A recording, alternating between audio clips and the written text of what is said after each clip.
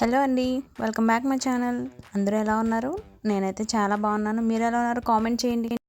ఈరోజు వచ్చేసి గోదావరి వాళ్ళ స్పెషల్ పీతల పులుసు అండి. పీతల పులుసు ఎలా చేసుకోవాలో నేను మీకు చెప్తాను. వీడియో మాత్రం మిస్ చేయకుండా ఎండింగ్ వరకు చూసేయండి. స్టవ్ మీద కడాయి పెట్టుకోవాలండి. కడాయి పెట్టుకుని 3 స్పూన్లు ఆయిల్ వేసుకోవాలి.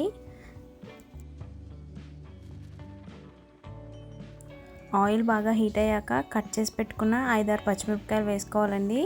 పచ్చిమిరపకాయలు వేసుకుని బాగా వేయించుకోవాలి.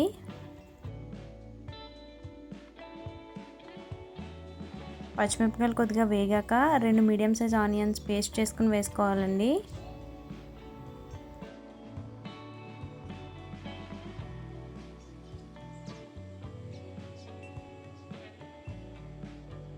ఈ ఆనియన్ పేస్ట్ తొందరగా మగ్గడానికి ఇందులో కొద్దిగా సాల్ట్ వేసుకోవాలండి.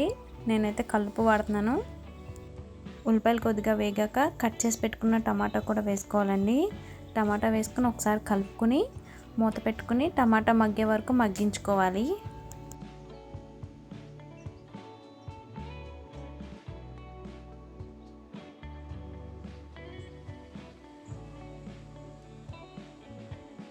చూసారు కదా, టమాటో అయితే బాగా మగ్గింది ఆనియన్తో పాటు. మగ్గాక మనం 2-3 కట్ చేసి పెట్టుకున్న వంకాయలు కూడా వేసుకొని మగ్గించుకోవాలండి. ఈ పీతల పులుసులో వంకాయ వేసుకుంటే టేస్ట్ బాగుంటుంది. వంకాయ వేసి ఒకసారి కలుపుకొని మూత పెట్టుకుని మగ్గించుకోవాలండి. ఇలా మగ్గిన తర్వాత నేను వచ్చేసి 1/2 కేజీ పీతలు తీసుకున్నానండి. వాటిని మార్కెట్లోనే క్లీన్ చేయించేసుకొని శుభ్రంగా ఇంటికి తెచ్చుకుని ఉప్పు నిమ్మకాయ వేసుకుని బాగా క్లీన్ చేసుకుని పెట్టుకున్నాను. మీకు చూపిస్తున్నాను చూడండి. ఇప్పుడు ఈ పీతలన్నిటిని ఇందులో వేసేసుకుంటున్నాను. ఈ పీతలను అయితే గుడ్డు పీతలు అంటారండి. వీటిలో మట్టి ఎక్కువ ఉంటుంది. చాలా బాగా క్లీన్ చేసుకోవాలి. పీతలన్నీ వేసుకున్నాక మనం 1 స్పూన్ పసుపు కూడా వేసుకుందామండి. వేసుకుని బాగా కలుపుకోవాలి. ఈ పీతలు అయితే చాలా టేస్ట్ ఉంటాయండి. ఒకవేళ మీరు కానీ ట్రై చేయకపోతే ఒకసారి ట్రై చేయండి.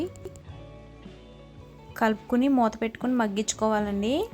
మూత తీసి చూసాక ఇలా వాటర్ వస్తుంది. చూసారు కదా ఎలా మగ్గినాయో. కలర్ అయితే చేంజ్ అయ్యాయి కదా పీతలు. ఇప్పుడు ఇందులో 2 స్పూన్ల అల్లం వెల్లుల్లి పేస్ట్ కూడా వేసి వేయించుకోవాలండి పచ్చివాసన పోయే వరకు.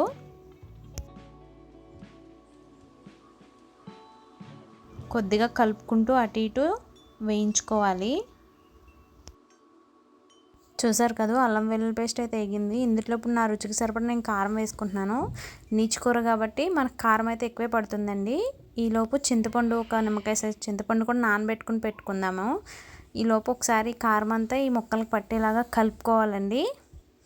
కలుపుకున్నాక ఈ మధ్యలో ఒకసారి చింతపండు గుజ్జును కూడా తీసి పెట్టుకోవాలి పక్కకు. మనం ఇలా కలుపుకున్నాక మనం తీసి పెట్టుకున్న చింతపండు గుజ్జు కూడా వేసుకుందామండి. చింతపండు గుజ్జు పోసుకున్నాక కొన్ని వాటర్ కూడా, ఒక 1/2 గ్లాస్ వాటర్ కూడా పోసుకొని మూత పెట్టేసుకోవాలి. మూత పెట్టుకుని బాగా ఉడికించుకోవాలి. ఈలోపు ధనియాలు, జీలకర్ర, చెక్క, యాలక్కాయ, లవంగం కూడా పొడి చేసుకుని వేసుకోవాలండి. ఇలా ఉడుకుతున్నప్పుడు మధ్యలో వేసుకున్నాక ఒకసారి బాగా కలుపుకోవాలండి. కలుపుకొని ఇప్పుడే మనం రుచికి సరిపడ ఉప్పు కూడా వేసేసుకుని మళ్ళీ ఒకసారి మూత పెట్టి మగ్గించుకోవాలండి. ఇప్పుడు ఒకసారి మూత తీసి చూసారు కదా ఎలా ఉడికిందో. పైకి ఆయిల్ తేలినప్పుడు మనకి ఉడికినట్టేనండి. ఒకసారి కలుపుకొని